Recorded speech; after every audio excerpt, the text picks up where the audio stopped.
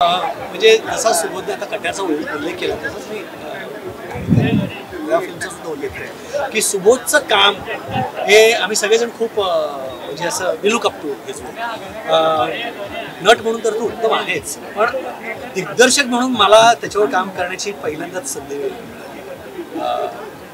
त्यामुळे त्याच्याकडनं त्यांनी जे मला अजून आठवतं, आम्ही ओरछाला शूटिंग करत होतो आणि शूटिंग आमचं 15 तारखेपासून 16 आणि 15 रात्री तर आम्हाला प्रत्येकाला एकेकाला असं खांद्यावर घालून असं फिरून येत होतं. तुझा रोल असा तुझा रोल असा असं करून मोठी चक्कर मारून येत होतं. इकडे पात्र बदलायचं, इकडे शैलेश, पण सुबोधचा हा पात्र बसायचा. तर सुबोधने जे ब्रीफ दिलं ना ते इतकं अप्रतिम होतं. कारण काय तू हा चित्रपट जगलाय तो राईट फ्रॉम द इन्सेप्शन. त्याला त्याचं नाट्यसंगीतावरचं प्रेम, गाण्यावरचं प्रेम, ते सगळं याच्यामध्ये असतं. तर म्हणजे ते कट्यार असू दे किंवा संगीत मारापान असू दे. तर त्यामुळे सुबोधने जे आम्हाला ब्रीफ दिलं तर काही नाही, आम्ही फक्त ती तरी ओढली, सुबोधचंच बोट धरून आम्ही सगळेजण चालत पुढे गेलो. त्यामुळे सुबोध बरोबर काम करण्याची वेगळीच